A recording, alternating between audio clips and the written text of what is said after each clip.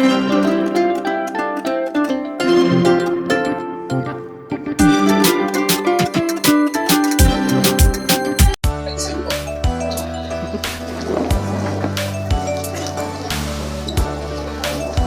let us have our candle. Yung mga ninang sa left, yung mga ninong sa right.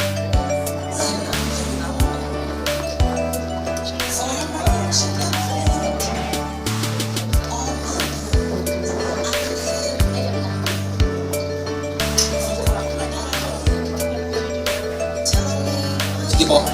Let us allow them to light their candle. That's signifying your life. Your candle is your life. Yung kandila na nakabukas or nakalight or lighted, it represents your life. Ikaw yan, bilang isang individual na ninong at ninang ni Luis.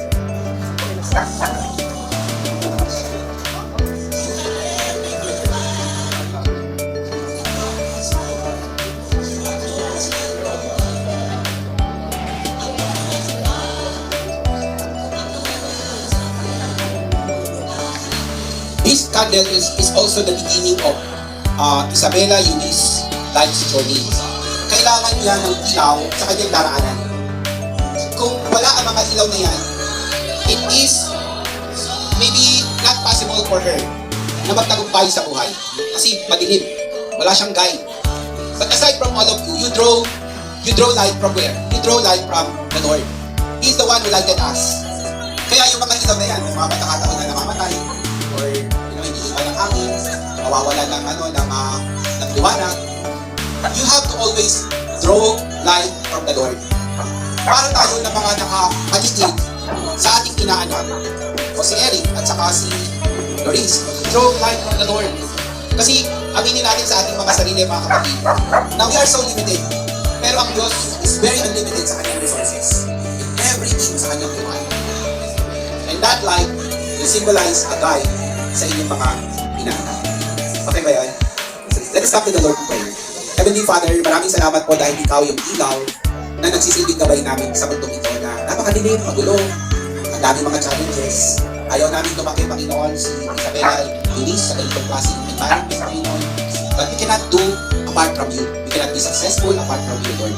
Hayaan mo na itong mga ninong at ninang na ito at si Eric and Doris bilang mga magulang ay lahat kami, Panginoon, we are committed to draw light from the source of it, which is our Lord Jesus Christ. Ang panalangin namin, Panginoon Jesus, lagi mo kami pag-ilawin.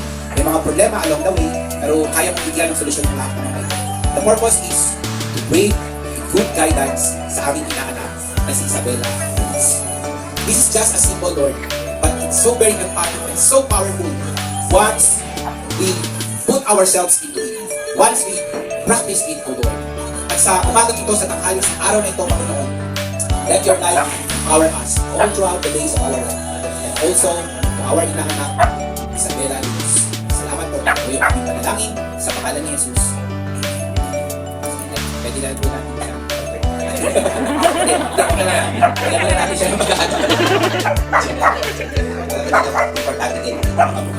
So, pwede ba sabay-sabay natin dito? 1, 2, 3. Papakan naman natin ang huwag na kayo maalis dyan. Aside from the candle, napakaganda rin ang ihanap natin si Isabela na mga ninong at ninang. Sabi po, the parents and the godparents will anoint the child with oil with a simple prayer na habang ina-anoint siya, ibigay niyo yung blessing para sa kanya. It's a simple prayer na, Lord, i-bless mo ko yung mga anak. Gamitin mo po ako sa instrument ng bless ako para sa kanya. Anyway, so, sabi po sa James chapter 5 verse 14, is anyone among you sick? Let us draw a healing balm to the Lord. Siguro, saan yung mga ninang? Ay, mag-start ako sa mga ninang.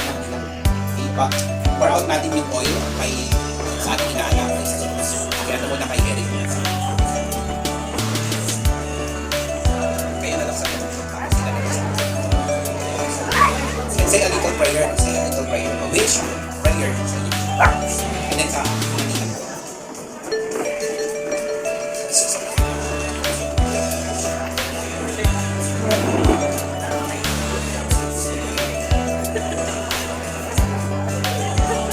also tapos sa mga ninong din.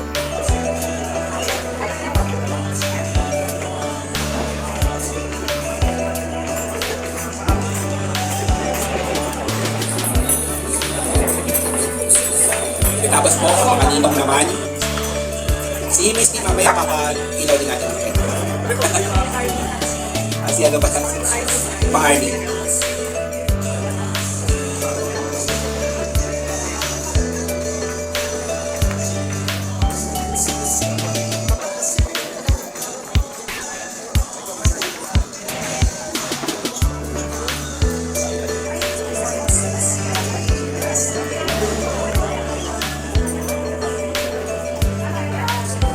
Okay, so I would like to ask volunteers sa mga ninong or nina to pray for Isabela. Pero bago ko volunteer, isang ninong sa isang nina. Kapatid daw ni si Rosario.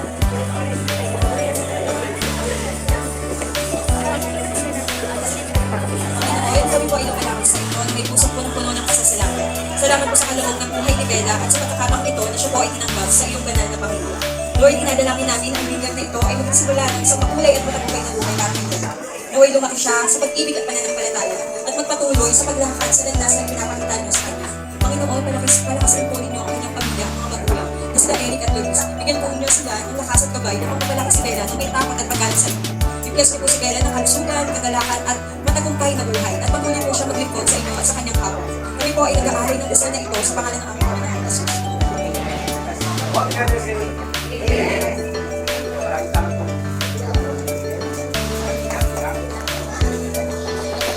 And let us give an opportunity sa mga lolo at lola to bless din si Isabela Liliz. Andiyan ba si lola? At si lolo?